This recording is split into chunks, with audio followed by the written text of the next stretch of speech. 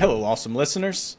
Matt and I just wrapped up a wonderful interview with Lexlee Overton with Mind Over Law. She is such a fascinating person, and her history, her background, clearly she was raised by her father in a legal practice, started practicing law early, and so the legal environment is what she knows, but she's also recognized some of the real challenges, even health challenges, that come with running a practice, especially a successful practice, and running a great team. And so just the practical advice she gives is really useful, but there were some key things that she shared in this discussion, Matt, that really challenged me in my own management of my own calendar and day to day.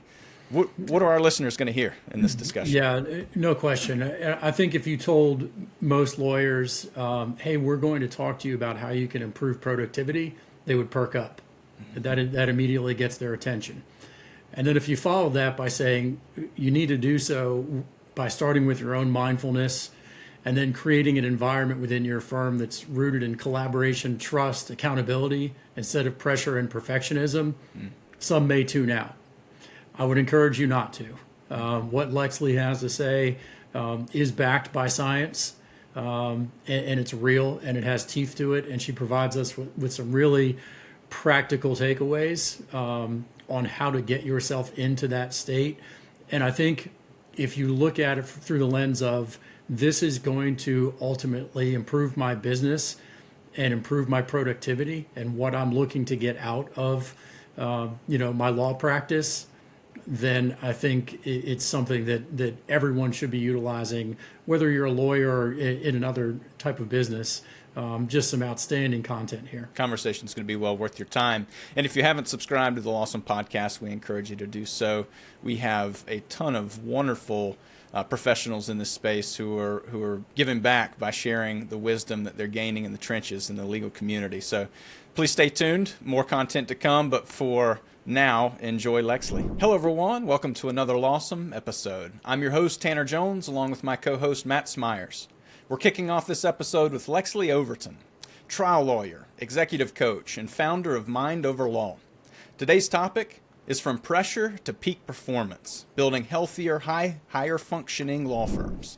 Welcome, Lexlee. Oh, thank you. I'm so excited to be here. We're very excited to have you. This is a conversation that honestly is there's a little bit of, I would say, hesitancy for lawyers to embrace a lot of the content that you put out there, only because there's just this hard charging mindset in this industry. And I think you're going to be able to tackle a lot of helpful and healthy topics for our listeners. But before we jump into the details here, let's start just telling a little bit about yourself, Mind Over Law as well. What led you to where you are today? Yeah. So I'm a lawyer based in Baton Rouge, Louisiana. I have been a lawyer for just over 30 years now, which makes me feel very old. I had a personal injury practice here for a couple of decades, and Mind Over Law was developed from my experience of being a trial lawyer. And it's talking about what we're just talking about, this go-getter attitude, but also the adversarial nature of the practice. As a young lawyer, I was very lucky that I got to practice law with my dad. And he was an incredible trial lawyer. And when I came right out of law school, he threw me right in the courtroom. So I was able to get a lot of experience very, very quickly. It was a lot of fun, too. Some of my best memories trying cases with him. But that put me at about 31 years old with I think she was about 4 years old at the time. And I walked out of a courtroom out of northern Louisiana from a motion hearing and literally thought I was having a heart attack. And the ER did too, and I wasn't. They bottomed out my blood pressure, giving me nitroglycerin and all the things. It was a lot of fun. But after a lot of tests, the conclusion was, your body's having a reaction to stress. Your esophagus is doing this crazy stuff that involves these muscles in your chest, and you need to take medication. And I was like, that is crazy. I am 31 years old. I don't want to be taking medication for the next 30 years to be able just to practice law. So what do I need to do differently? So that set me on a path and a journey to study the things that we could do to really thrive. I loved what I did as a trial lawyer, but it was not very healthy on my system. And it was very hard as far as what the physical, mental, and emotional toll it takes on you. So Mind Over Law grew out of a passion from that. So after several years of, a lot more time trying cases, a couple more decades, I was teaching in some national trial lawyer programs and teaching trial skills, but people were coming to me for the other part. Like, how do you manage your state? How do you have that ability to stay in control? And so it just led and developed into people asking for coaching on that. And that grew into what is now my passion and mission, which is helping lawyers to practice law in a healthier, happier way and to build teams that are healthy and happy and high performing and sustainable as a result. Fantastic. Well, let's dive into some of that and figure out how we can help lawyers do exactly that. We've heard you speak a lot about aligning purpose with productivity. Mm-hmm. How can lawyers ensure their daily work actually supports not only their long-term goals, but their well-being? Yeah. So sometimes when we talk about purpose, you use this mission, everybody thinks it's just this one-time thing you should do, and it looks good in some kind of marketing or that kind of thing. When really what we're talking about from a performance perspective, literally for your brain, purpose is not fluffy. It actually helps you to connect task to meaningful goals. When you do that, the brain releases dopamine and engages different parts of the brain that we really want to engage, the prefrontal cortex, which has everything to do with motivation, keeping us motivated, focused, resilient, especially in the face of stress. So what I do with lawyers is I like to think of it as of three different levels of alignment. And when we're talking about purpose, first is personal purpose. Why did you get into this work? And who do you want to be, let's say 5 years from now, as a lawyer and as a leader? You want to dial in not from a revenue perspective, although that's important, but from a health perspective, relationship, leadership perspective, of really knowing what your purpose is here. And I think that we're leaders in any role that we're in, not just as a law firm owner, if you're listening and you own a law firm, but you're a leader as a lawyer for your clients. I could be a leader as a mother for my children. I'm a leader in my relationships and the roles that I take on. And so it's really dialing in and being like, who are you? Why are you here? And are you actually doing work that is in alignment with what your personal purpose is? The second is the purpose of your organization, your firm's purpose. Why does it exist? Everyone, it doesn't matter what type of law you do, everyone has a unique, or your organization should have its own unique mission of what you believe is its reason for existence. And your niche then becomes the thing that you do better than anyone else. This is important for the alignment with your clients, the kind of cases that you take, but really for your team. People want to belong to something bigger than who they are. And for teams, that's very, very important. So the mission needs to be clear, and it helps to filter as a leader your decisions on priorities, the kind of cases that you take, the kind of team and the culture that you're growing. And then finally, I like to dial it in just on every single day. What's my purpose in this day? My priorities. I believe that living more intentionally is the most important thing that we can do. So all of these are purposes talking about that. What's my personal purpose? What's my organization's purpose? And then when I woke up this morning, what was going to be the priorities and the purpose of today, that today would be a well-lived day? So looking at asking yourself and making sure that your calendar, your time, your energy is in alignment with your longer term vision personally and for your organization, and that you're building your time and energy around that. Given the nature of what lawyers do and all of the pressures that come with it, what are some of the biggest mindset traps that you see attorneys falling into that can actually sabotage their performance and their sense of fulfillment? Yeah, I see a few repeat offenders. I was guilty of a lot of them.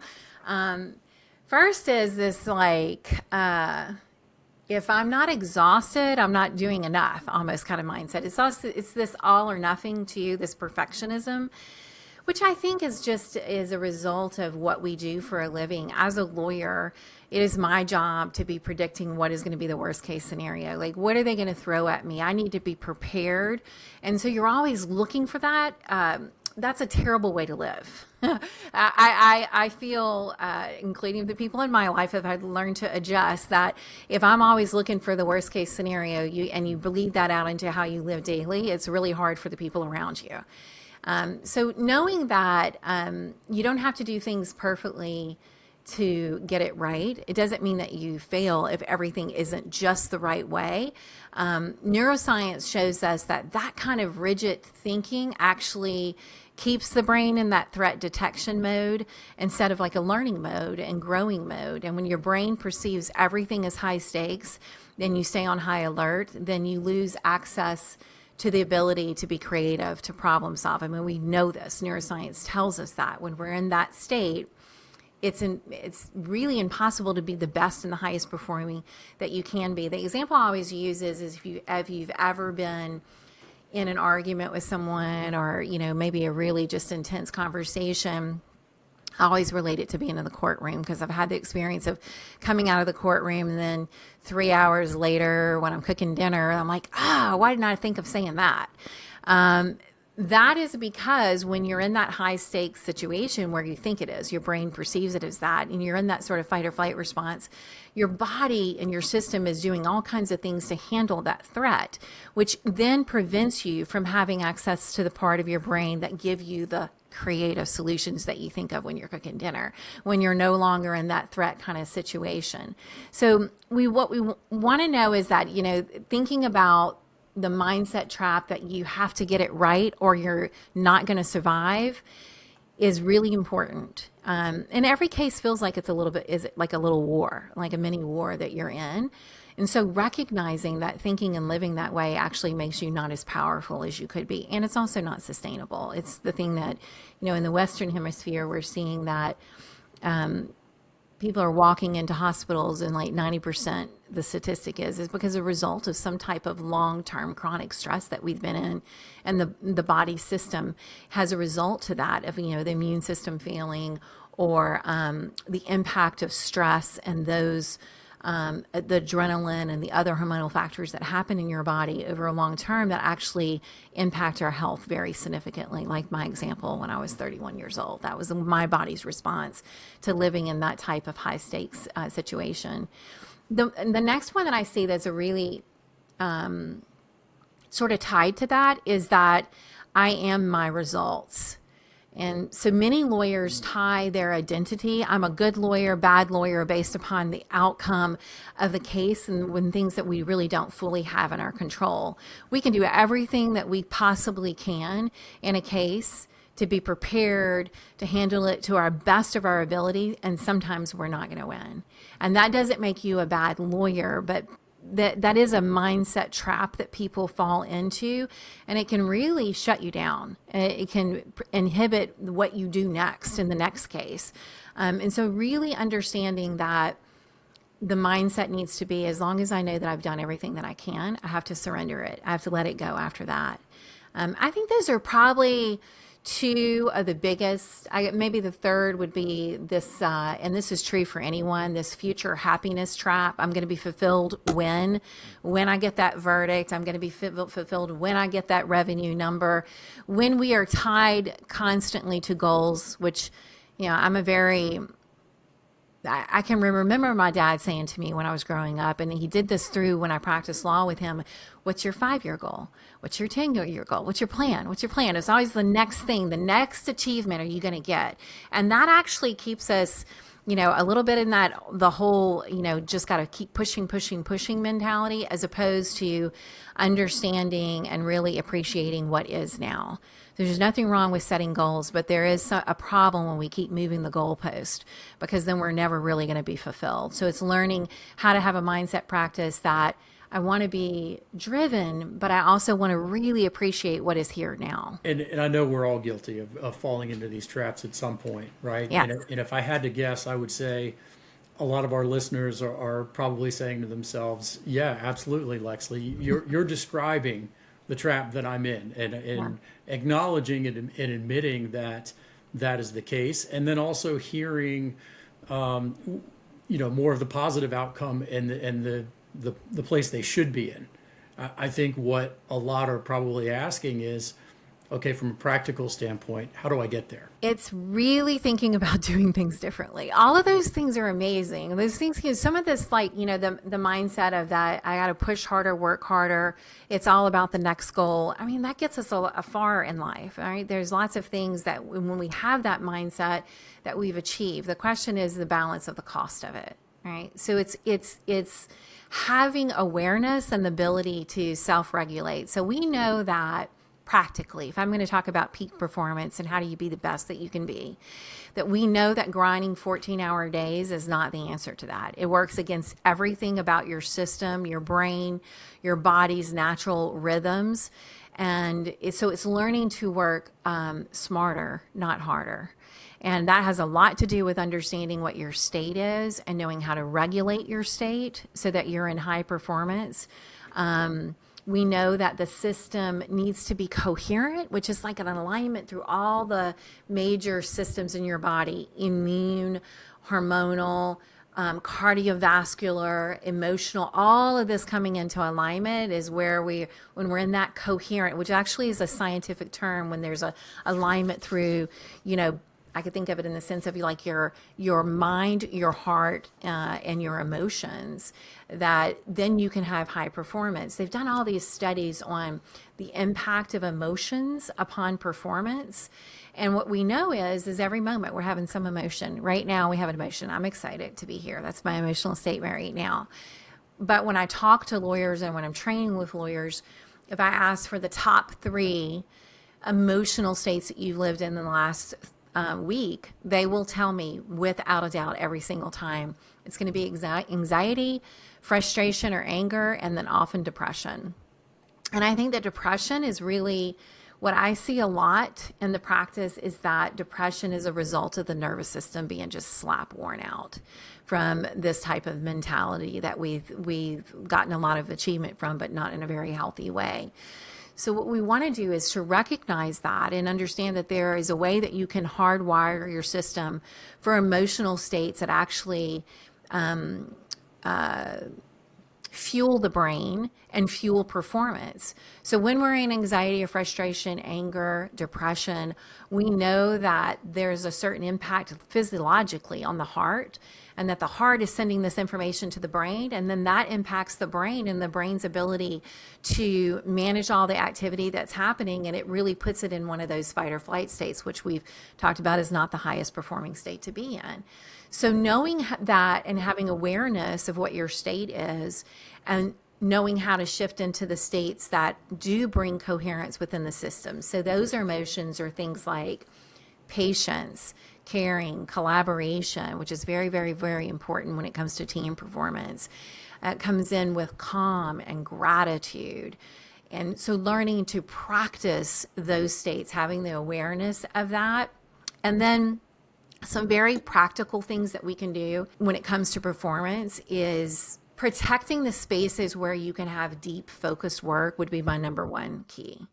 And oftentimes we're just pushing from one thing to the next, one meeting to the next meeting, the next thing, or reacting to the hottest fire that's going on. And so what I have to teach lawyers is you got to start planning. You have to be more intentional about how your day is laid out. And you need to create the space for the work that allows your system, your brain, to actually be in the place for deep focused work that will bring in problem solving and creativity.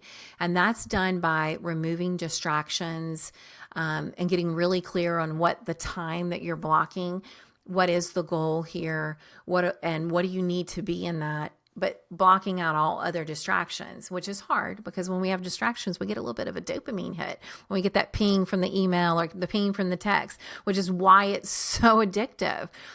So really protecting that so that you have this space for deep focus work and creativity. And we know that we can do that by, having blocks of time. 60 to 90 minutes is ideal.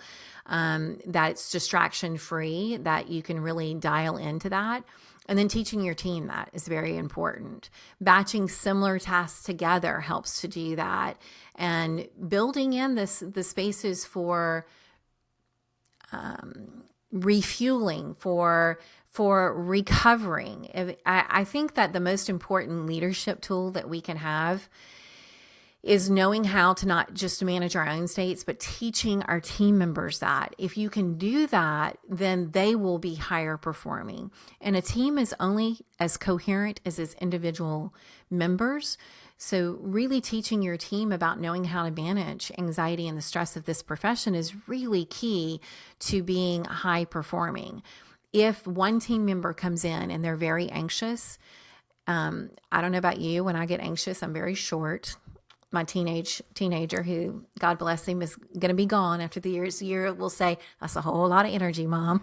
When I get into that short, kind of tense response to something that he's got me triggered in, knowing that who you are impacts everybody else, right? So if I come in and I'm really anxious as a leader or as a mother, then I'm going to impact my team members. But every team member has that responsibility. But learning to teach about that is really, really important. Does that make sense? It sure does. And several amazing practical takeaways. And in that same vein, I know you talk about mindfulness quite a bit. And obviously it's, some people have practiced mindfulness. Many others have not. In fact, many of our listeners, just in, one-on-one conversations, this is not something that a lot of law firms, or lawyers rather, take time to do. So what simple everyday mindfulness strategies would you recommend for lawyers who say maybe they're giving themselves the excuse that they don't have time to slow down? It's a great question, Tanner. And the thing is if you think you don't have the time to slow down, you're the one that mindfulness practices are built for. And you need it more than anybody else. Because again, when we're talking about performance, it's not about the fastest. It's not about trying to multitask, which actually our brains really can't do. We're just trying to do things in rapid succession. And that's not actually the best flow state for the most powerful work. I want to think about what mindfulness means. It's just one type. When I use the word meditation, I usually see people like either run with, they got the fear in their eyes or they glaze over, because it's not what people think, oh, I'm supposed to sit and not have any kind of thought. The simplest type of meditation practice is a mindfulness practice. So I like to talk about meditation being like the word athletics. Underneath it, there are many different types of sports. Underneath the word meditation, there are many different types of meditative practices. And mindfulness is the most commonly known. It's the term that we use as a mindfulness meditation practice or a mindfulness practice, which we can do together right now. If we say, well, let's all take a deep inhale for a moment. Notice the inhale. And then a long, slow exhale. You've just done a mindfulness practice, which is just bringing awareness to your breath, which is the quickest way for you to shift from that fight-flight part of your nervous system into the part that is actually conserving energy and is the part where the high performance comes in, the self-regulation part of your nervous system. When you learn to bring in mindfulness practices, which really is about being in the present moment, then you can shift out of that part that is really keeping you in that stress response. And breath is the easiest way to do it. And literally long, slow inhales is the key, because you're actually stimulating the vagus nerve that runs from your brainstem down into the gut. And when you can stimulate the vagus nerve with the long, slow, deep inhale and exhales, you almost instantly shift yourself into a more coherent scientific state. Now, to get higher, you can breathe yourself into low coherence is what I would say. And I use a practice, a simple one is a form of box breathing. And you can Google that, but it very simple it just means equal amount. So we're gonna inhale for a certain count. I recommend 5 to 7. You hold it in for 5 to 7. You exhale for 5 to 7, and then you hold it out for 5 to 7. That will bring in coherency into your physical state, brings you into a mindfulness practice because you're going to count. It's going to interrupt any story that's going on in your head that has you in some type of high anxiety state. And then we know that will bring us into low coherence. But the key, remember what I said, is that every moment we have emotions. And those emotions have a huge impact on our physiology. So the quickest way to get into high coherence is to do that breathing practice, and then just to think about someone or something that you're grateful for. Gratitude is scientifically shown to shift us into coherency states that make us high performing, also just increase our happiness level. So I'm not asking for you to sit on a mountaintop for an hour at a time, to do some type of practice to be more high performing. That is literally a practice. Then box breathing, you can do it anywhere because your breath is with you wherever you go. And then just really intentionally shifting the story in your brain brings an additional emotional state that will make you better. I did some training with organization called Heart Math Institute that is like the leading and looking at emotions and the impact on the heart and the brain and performance. And it's pretty incredible that basic practice, they have scientifically proven that you can shift your state into coherency within 1 minute. It's that fast. So micro pauses, micro practices, little things that can make you better to show up. Remember, we talked about coherency, individuals impact others. So right before you get on that phone call with a client or go into a client meeting or a meeting with opposing counsel, if you take a moment and reset your state, that micro pause to breathe and set an intention of what you're showing up with will make all the difference. And when we talk about that, who I am impacts you, science is showing that. They're showing that my coherency state, like literally looking at my heart rhythm variability, like proven test, biofeedback, that when I go into a coherent state, when my heart rhythms go into a coherent state, we know that makes brain waves become coherent. But they're showing that when I do that, then it impacts the nervous systems of other people around me and animals too. It's easiest to show with animals. They're so sensitive to our emotional states. But if you just think about it, if I'm really anxious, I'm going to make you anxious if you're not aware. So when you learn to hold the correct state and you're dealing with a client that's really, really anxious, you actually can impact them, bring them down, help to regulate them. Now, for trial lawyers out there, I say it's a super skill because at the end of the day, if I'm very grounded, the person who's most grounded in the room is the one people want to follow. So if I'm in front of a jury and I'm really, really anxious, there's an unconscious repelling against that because nobody wants that, right? But if I'm really grounded in who I am and what I'm doing and the emotional state that I'm in is high coherency, people are drawn to that. So that's a little bit of practice, is just having awareness to do that. I like to think about also just what they call sensory anchoring. When you're doing something that you do every single day, like sometimes I talk to teams about, like, if you're going to walk into a room, when you touch the doorknob, thinking about what you're going to do right then, you take a breath to anchor in before you walk in. So it might be before you hit the send on that email, or when you're right before you're picking up the phone, right? So something that you can anchor, like something that you do repeatedly that you're like, oh, let me do a check-in here of what I'm bringing into this space. And then finally, as all of this comes back to awareness, who am I in right now? And am I in the state that I want to be in? And what do I need to do to shift it? So one way that can help that is to have awareness of whatever the state is and name it. When we can name the overwhelm as this is anxiety or this is frustration, then studies show that labeling emotions actually engages the part of the brain that we want to, and also dampens down that intensity of the emotion, that anxiety response, so that you can respond more skillfully in the moment. You touched on something interesting that leads to a two-part question for me. You mentioned about how others tend to respond to someone when they're in the preferred mental, emotional state, for lack of a better term.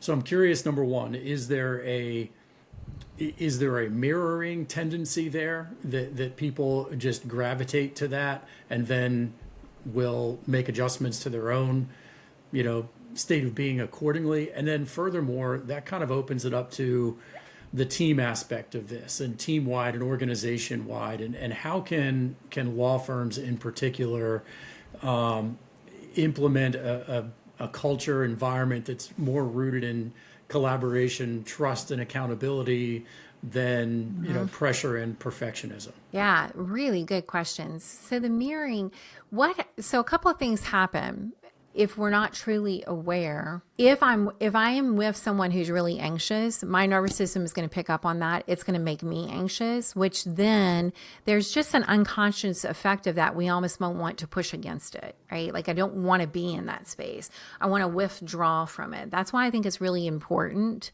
to recognize that in a team setting. What HeartMath has done a lot of work on teams and coherency studies. And what we know is that because we know that our emotional states not just affect us, but impact others, there are certain states that if we can teach team members to learn to regulate, then we're better together. So if I am coherent, I'm more likely to be collaborative. I'm more likely to be caring. When I'm incoherent and fight or flight, I don't feel safe to be anything, and I don't really want to collaborate with anybody because this isn't a space I want to be in. And that really impacts teams. So when you can teach teams, teaching individuals about that, and I do this in team trainings all the time, we talk about and we teach simple practices, but then we build those into what the team experience is. So when a team starts a meeting, one of the things that we do is we're going to set the temperature, the emotion of the meeting as we begin. And we do that by simply we do a little centering technique, usually using our breath just to bring everybody into the space together. Have everyone set an intention of what they're bringing into the space, because whether they're aware of it or not, it's impacting everybody else. And then we usually start team meetings with a win, which is really a gratitude practice, right? And we talked about, science has shown about gratitude. That's going to bring everybody coherency level up. And then when it comes to other things that we do in working with teams to build collaboration and trust and accountability, it moves in more into like the structures that we can build for that. Google did a study, 200 different teams, and looking at what made high performing teams really high performing. And they thought it would be things like similar skill set or culture backgrounds, or that they knew each other outside of work, that kind of thing. And really what they found were two factors. The first is that team members had the ability to intuit where other people were, what other people were experiencing. So this whole idea of that who I am impacts you, taking it for a high performance is that team members were able not only to, you have to regulate yourself to be able to tune into somebody else, but to regulate themselves, but also to intuit what was happening with someone else, another team member. And then the second part was the ability, the equal time for people to give feedback and to share. And then finally, building a culture where team members can make mistakes or offer new ideas and not be ridiculed or somehow embarrassed by that. Those are the three strongest factors. But that first one is really important, the ability to intuit what's really happening here. And I used to, when I tried cases, I didn't know anything about what I know now. I know a lot about like the energy of things and what's happening in the energy of our bodies, and that we are energy systems, and that we're always processing energy. I didn't understand that. I used to tell myself I just read people really well. What I know is if I'm very anxious, I can't do that because I'm so in my own emotions and literally impacting my brain to be able to do that. So the more that you're able to self-regulate, the better you are with able to work with other people. In a courtroom, that comes out is that you have a better understanding of the underlying energy of everything that's happening. So I'll have lawyers who work with me who then go into trial for the first time after doing some of these practice daily for 3 or 4 months, and they'll literally say, wow, I understood on a totally different level what was happening with the witness, what was happening with the jury, what was happening with the judge. So that's true in a team setting too. And that's that number one thing that Google found is like having this ability to intuit and understand, even when people didn't say it, but the underlying of emotion of what was going on. Lexlee, I've really enjoyed this discussion. As we land the plane here, I'm interested to hear what's one shift, maybe large or small, but one practical shift a lawyer can begin to make this week that would improve his or her performance and productivity. I think it is the one thing that I would say is from moment to moment of just knowing, like trying to build in awareness of asking yourself, where are you? And sometimes I get lawyers to set an alarm, like at, or it's like really like that, setting an anchor, before a certain experience with the doorknob before you walk in or before you hit the send button on an email, of just checking in and being like, okay, wait, where am I right now? And what am I bringing in to this space? And when it really comes into, if I wanted to give something on productivity and performance, I would say that it would be really getting intentional on what the goal is today. Or, maybe this meeting. What's the key goal of this meeting, the top 3 goals of this meeting? Being very intentional about that and making sure that those are the things that are happening, or asking yourself in the beginning of the day, if today was going to be a day well spent, what would be the top 3 things I would need to accomplish? That's very intentional planning and choosing how to spend your time. That's creating instead of responding. Lexlee, what's the best way for our listeners to find you, contact you? Yeah, so my website is mindoverlaw.com, but you can find me on any social media platform, Facebook, Instagram, all under Lexlee Overton and or Mind Over Law. Thank you again for joining us. Thank you.